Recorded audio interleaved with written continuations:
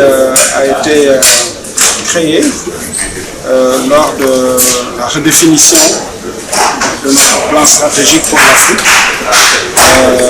2021-2030 pour réorienter l'intervention de IFR International en Afrique et donner un focus sur l'agriculture, l'inclusion des jeunes et des femmes dans le secteur de l'agriculture.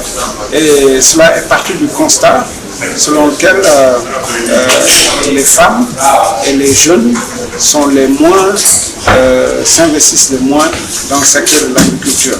Bon, ce qui n'est pas le même cas dans tous les pays africains, mais on sait que, par exemple, dans certains pays, ce sont les femmes qui sont les plus présentes dans le secteur de l'agriculture et qui ont le moins de revenus. Donc nous avons dit qu'il faut faire en sorte qu'il y ait de plus en plus d'inclusion des jeunes dans l'agriculture. Et pour ce faire, nous avons réfléchi à des incitations, comme les prix Africa Challenge AUT, pour permettre, en tout cas au pays, de faire ressortir tout le talent qui existe au niveau de la jeunesse africaine.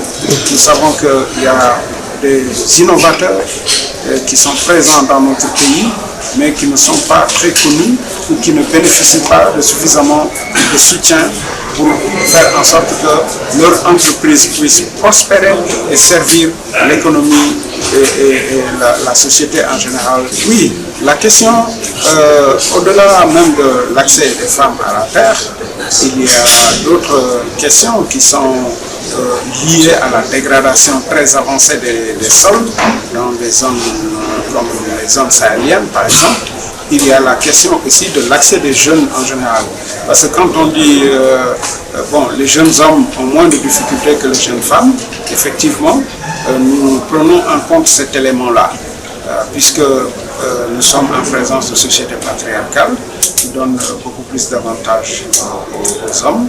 Et nous avons justement réfléchi à des stratégies qui doivent inclure les jeunes et les leaders pour permettre à ce qu'il y ait un décloisonnement, permettre aux femmes également d'accéder au sol. Mais quand dans des zones sahéliennes, nous passons par l'eau, l'accès à l'eau. C'est ce que nous avons fait au Sénégal, dans le Ranérou, et nous avons justement sensibilisé les patriarches, nous avons sensibilisé les leaders en tout cas et les maires dans les municipalités pour permettre à ce que les femmes puissent participer à la gestion de terres et avoir accès. On a dénombré plus de 100 candidatures en l'espace de 3 semaines, plus de 100 candidatures. Et les projets sont aussi intéressants les uns que les autres. Nous avons été extrêmement surpris, agréablement surpris de voir la qualité des propositions qui venaient des jeunes. Et nous pensons qu'on va maintenant rééditer assez souvent ce concours, puisqu'il y a de véritables génies qui sont dans nos pays. Parce qu'il ne suffit pas justement de primer des jeunes, mais il faut voir, certains même nous disaient, mais écoutez, ne donnez pas l'argent avant la Tabaski, parce que l'argent doit servir à justement pousser les entreprises, quoi. Donc nous sommes en train de réfléchir avec d'autres partenaires qui sont dans les agences internationales, aussi bien unilatérales que multilatérales, pour voir dans quelle mesure nous allons mettre en place une plateforme pour accompagner les jeunes qui sont primés. Et comme vous l'avez, ça c'est une question très intéressante. Il faut identifier les jeunes innovateurs, mais il faut les accompagner également, non seulement sur le plan technique. Et l'accompagnement commence déjà, nous l'avons commencé à travers ce qu'on appelle un bootcamp, c'est-à-dire une session où on a appris aux jeunes comment faire des pitchs. Le pitch, il consiste à vendre son projet, à vendre son produit.